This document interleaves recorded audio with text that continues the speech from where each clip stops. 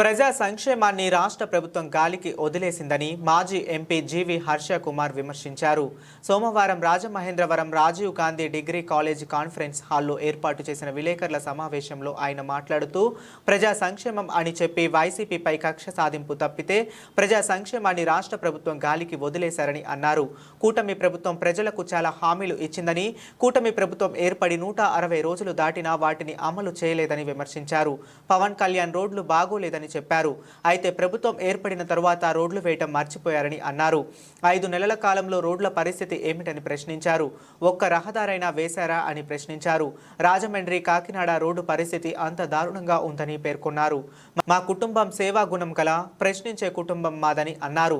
మంచి ఎమ్మెల్సీని ప్రజలకు అందిస్తున్నానని, ఎన్నుకోవాలని పిలుపునిచ్చారు. నాలాగే పోరాడే సుందర్ను గెలిపించాలని, ప్రజా సమస్యలపై పోరాడకపోతే నేనే ముందుండి ప్రశ్నిస్తానని హామీ ఇచ్చారు.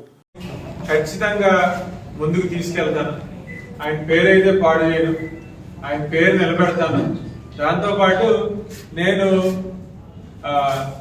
ఒక హైబ్రిడ్ లాంటి ఒక యంగ్స్టర్ని, టెక్నికల్ వాల్యూస్ కూడా సరిగ్గా ఎక్కువ ఉన్నవాడిని. నేను ఈ ఎలక్షన్స్కి వచ్చేటికి నా ప్రామిస్ ఒకటి, ఎడ్యుకేషన్ అండ్ ఎంప్లాయ్మెంట్. గ్రాడ్యుయేట్ ఎమ్మెల్సీకి ఈ రెండు కూడా రెండు కళ్ళు లాంటివి. ఈ రెండింటిని బ్యారీ చేస్తూ ఎంప్లాయర్స్ ప్రాబ్లమ్స్ కూడా నేను చూస్తానని, మరి నన్ను గెలిపించమని, నాకు ఓటేయమని ప్రజలందరినీ కూడా ఇది ఒక అవకాశం కింద అభ్యర్థిస్తున్నాను మీ ద్వారా. కార్యకర్తలకి చోటు కల్పిద్దాం అన్న దృక్పథం అన్నది ఏ కోసాన లేని నాయకుడు చంద్రబాబు నాయుడు, పవన్ కళ్యాణ్. వాళ్ళ సెలక్షనే మనం చూసాం, అంత డబ్బు డబ్బు డబ్బు. అటువంటి అభ్యర్థులు నించున్నప్పుడు ఖచ్చితంగా వాళ్ళని ప్రశ్నించాలని, వాళ్ళని ఎదిరించాలి, వాళ్ళ మీద నెగ్గాలి. అందుగురించే నేను ఇంతకుముందు ప్రెస్ మీట్లో చెప్పాను, నా తరపున ఒక అభ్యర్థి ఉంటాడు అని. మీరు నేనే అభ్యర్థి అని చెప్పి రాశారు, కానీ నేను తర్వాత వీడియో చూసుకుంటే నేను ప్రకటిస్తాననే చెప్పాను. అందుకనే నేను చేసినన్ని పోరాటాలు ప్రభుత్వాల మీద, తెలుగుదేశం ప్రభుత్వం అవనివ్వండి, లేకపోతే వైఎస్ఆర్సీపీ ప్రభుత్వం అవనివ్వండి, ఈ 10 సంవత్సరాలు 2 సార్లు జైలుకి వెళ్ళాను. ఒకసారి పుష్కరాల్లో జైలుకి వెళ్ళాను, ఒకసారి ఒక బ్రాహ్మణ్ ఫ్యామిలీ గురించి జైలుకి వెళ్ళాను. ఎప్పుడూ ప్రశ్నిస్తూనే ఉంటాను. ఎక్కడ అన్యాయం జరిగినా వెళ్తాను, ఎక్కడ అక్రమం జరిగినా వెళ్తాను. ఎవరైనా చనిపోతే, వాళ్ళకి అన్యాయంగా చంపేస్తే నేను అక్కడికి వెళ్తాను. అది దళితుడు కావచ్చు, బీసీ కావచ్చు, కాపు కావచ్చు, ఎవరైనా సరే, ముస్లిం కావచ్చు, ఎంతోమంది దగ్గరికి నేను వెళ్ళాను. ఇప్పుడు ఈ ప్రశ్నించే గొంతుకులు తగ్గిపోతున్నాయి. ఈ పేరాబత్తులు రాజశేఖర్ ఏమన్నా ప్రశ్నిస్తాడా తూర్పుగోదావరి విషయాల గురించి? అయితే రాజేంద్ర ప్రసాద్ ఏమన్నా ప్రశ్నిస్తాడా? వాళ్ళకి హోదా పక్కన 3 అక్షరాలు కావాలి తప్పితే ప్రజలకు సేవ చేద్దామని వచ్చిన వాళ్ళు కాదు. పార్టీ లైన్లో పార్టీ ఏ రకంగా మాట్లాడితే, పార్టీ ఏ రకంగా ఆదేశిస్తే ఆ రకంగా మాట్లాడే అభ్యర్థులు మనకు అవసరమా?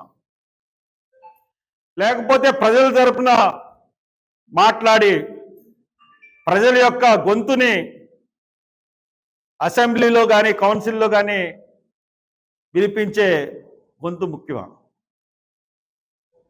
ఏ గొంతు కావాలి మనకి? ఇది ప్రజలు నిర్ణయించాలి. అందుగురించే నా తరపున నేను జీవి సుందర్, బీటెక్ ఇక్కడే చదువుకున్నాడు, రాజమండ్రిలో. చిన్నప్పటి నుంచి రాజమండ్రిలోనే చదువుకున్నాడు. అనేకమైన సంస్థలకి బిజినెస్ చేసుకుంటూ వద్దామన్న ఉద్దేశం లేదు, బట్ పాలిటిక్స్ మీద అవగాహన ఉంది. మా కుటుంబం అన్నది సేవ చేయడానికే ఈ సమాజం. నా భార్య మీకు తెలుసు, నర్సింగ్ సూపరింటెండెంట్ కింద చేసి ఎంతోమంది ప్రాణాలను కాపాడింది. కోవిడ్లో మేము ఎవరం కూడా మేము ఒకేసారి మా ఇంట్లో 9 మందికి వచ్చినా కానీ కోవిడ్లో కూడా మా సేవలు మేము నిలిపేయలేదు. కార్యకర్తలు అందరినీ ఆదుకున్నాను. పేదలు ఉంటే వాళ్ళందరికీ కూడా ఆదుకున్నాను. మాది సేవాగుణం గల కుటుంబం. సేవాగుణమే కాదు, ప్రశ్నించే ధైర్యంగా ప్రశ్నించే దమ్మున్న గొంతుకులు మాయి. అందుగురించే మా అబ్బాయి, పెద్ద అబ్బాయి, నేను కలిసి సుందర్ని నించోపెట్టాలనుకున్నాం, నించోబెడుతున్నాం. ప్రచారంలో ఆల్రెడీ తిరుగుతూ ఉన్నాడు, చేసుకున్నాడు. కాబట్టి డెఫినెట్గా ఒక మంచి ఎమ్మెల్సీని క్యాండిడేచర్ని మీకు ఇస్తున్నాను ప్రజలకి. మరి అది హర్ష్ కుమార్ లాగే పోరాడే గుణం ఉందని ఖచ్చితంగా ప్రశ్నిస్తాను. ఎక్కడ అన్యాయం జరిగి, అక్రమం జరిగి మీరు పోరాడిపోతే నేను తప్పకుండా నా కొడుకైనా సరే ప్రశ్నిస్తాను. కాబట్టి ఇది నేను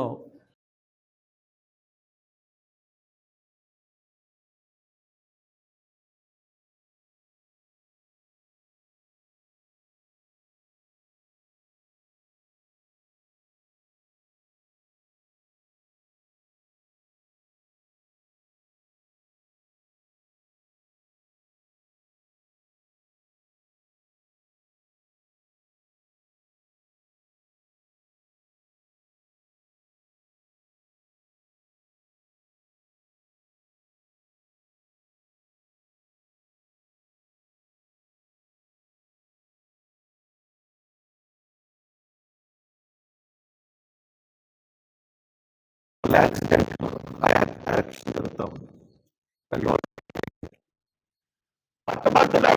వచ్చినప్పటికల్లా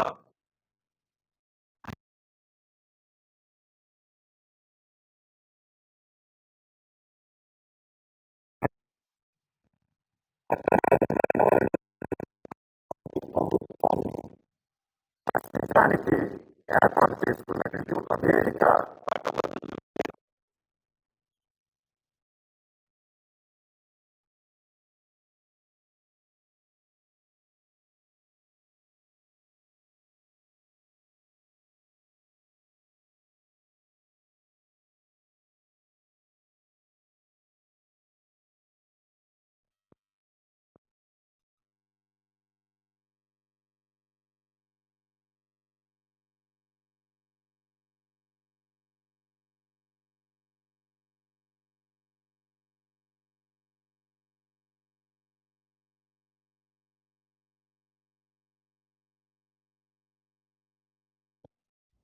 ఈ రోజున ఉభయ గోదావరి జిల్లాలో నిలబెట్టిన అభ్యర్థి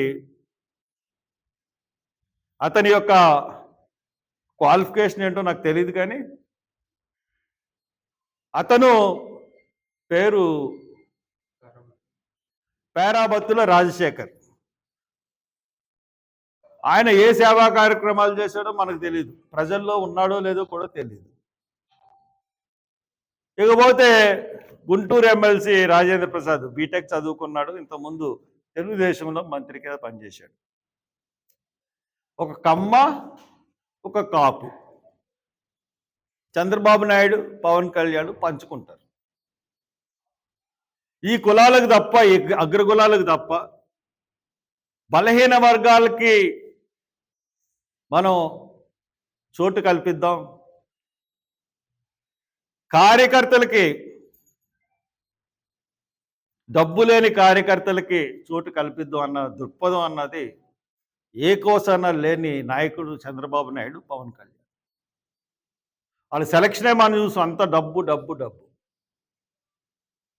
అటువంటి అభ్యర్థులు నించున్నప్పుడు ఖచ్చితంగా వాళ్ళని ప్రశ్నించాలని, వాళ్ళని ఎదిరించాలి, వాళ్ళ మీద నెగ్గాలి. అందుగురించే నేను ఇంతకుముందు ప్రెస్ మీట్లో చెప్పాను, నా తరపున ఒక అభ్యర్థి ఉంటాడు అని. మీరు నేనే అభ్యర్థి అని చెప్పి రాశారు, కానీ నేను తర్వాత వీడియో చూసుకుంటే నేను ప్రకటిస్తాననే చెప్పాను. అందుకనే నేను చేసినన్ని పోరాటాలు ప్రభుత్వాల మీద, తెలుగుదేశం ప్రభుత్వం అవనివ్వండి, లేకపోతే వైఎస్ఆర్సీపీ ప్రభుత్వం అవనివ్వండి, ఈ 10 సంవత్సరాలు 2 సార్లు జైలుకి వెళ్ళాను. ఒకసారి పుష్కరాల్లో జైలుకి వెళ్ళాను, ఒకసారి ఒక బ్రాహ్మణ్ ఫ్యామిలీ గురించి జైలుకి వెళ్ళాను. ఎప్పుడూ ప్రశ్నిస్తానే ఉంటాను. ఎక్కడ అన్యాయం జరిగినా వెళ్తాను, ఎక్కడ అక్రమం జరిగినా వెళ్తాను. ఎవరైనా చనిపోతే వాళ్ళకి అన్యాయంగా చంపేస్తే నేను అక్కడికి వెళ్తాను. అది దళితుడు కావచ్చు, బీసీ కావచ్చు, కాపు కావచ్చు, ఎవరైనా సరే, ముస్లిం కావచ్చు, ఎంతోమంది దగ్గరికి నేను వెళ్ళాను. ఇప్పుడు ఈ ప్రశ్నించే గొంతుకులు తగ్గిపోతున్నాయి. ఈ పేరాబత్తులు రాజశేఖర్ ఏమన్నా ప్రశ్నిస్తాడా తూర్పుగోదావరి విషయాల గురించి? అయితే రాజేంద్ర ప్రసాద్ ఏమన్నా ప్రశ్నిస్తాడా? వాళ్ళకి హోదా పక్కన 3 అక్షరాలు కావాలి తప్పితే ప్రజలకు సేవ చేద్దామని వచ్చిన వాళ్ళు కాదు. పార్టీ లైన్లో పార్టీ ఏ రకంగా మాట్లాడితే, పార్టీ ఏ రకంగా ఆదేశిస్తే ఆ రకంగా మాట్లాడే అభ్యర్థులు మనకు అవసరమా? లేకపోతే ప్రజల తరపున మాట్లాడి ప్రజల యొక్క గొంతుని అసెంబ్లీలో కానీ కౌన్సిల్లో కానీ వినిపించే గొంతు ముఖ్యమా? ఏ గొంతు కావాలి మనకి? ఇది ప్రజలు నిర్ణయించాలి. అందుగురించే నా తరపున నేను జీవి సుందర్ బీటెక్ ఇక్కడే చదువుకున్నాడు, రాజమండ్రిలో. చిన్నప్పటి నుంచి రాజమండ్రిలోనే చదువుకున్నాడు. అనేకమైన సంస్థలకి బిజినెస్ చేసుకుంటూ వద్దామన్న ఉద్దేశం లేదు, బట్ పాలిటిక్స్ మీద అవగాహన ఉంది. మా కుటుంబం అన్నది సేవ చేయడానికే ఈ సమాజం. నా భార్య మీకు తెలుసు, నర్సింగ్ సూపరింటెండెంట్ కింద చేసి ఎంతోమంది ప్రాణాలను కాపాడింది. కోవిడ్లో మేము ఎవరం కూడా, మేము ఒకేసారి మా ఇంట్లో 9 మందికి వచ్చినా కానీ కోవిడ్లో కూడా మా సేవలో మేము నిలిపేయలేదు. కార్యకర్తలు అందరినీ ఆదుకున్నాను, పేదలు ఉంటే వాళ్ళందరికీ కూడా ఆదుకున్నాను. మాది సేవాగుణం గల కుటుంబం. సేవాగుణమే కాదు, ప్రశ్నించే, ధైర్యంగా ప్రశ్నించే దమ్మున్న గొంతుకులు మావి. అందుగురించే మా అబ్బాయి, పెద్ద అబ్బాయి, నేను కలిసి సుందర్ని నించోపెట్టాలనుకున్నాం, నించోబెడుతున్నాం. ప్రచారంలో ఆల్రెడీ తిరుగుతూ ఉన్నాడు, చేసుకున్నాడు. కాబట్టి డెఫినెట్గా ఒక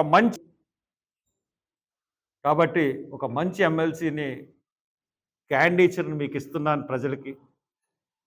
మరి అది గెలిపిస్తే హర్ష్ కుమార్ లాగే పోరాడే గుణం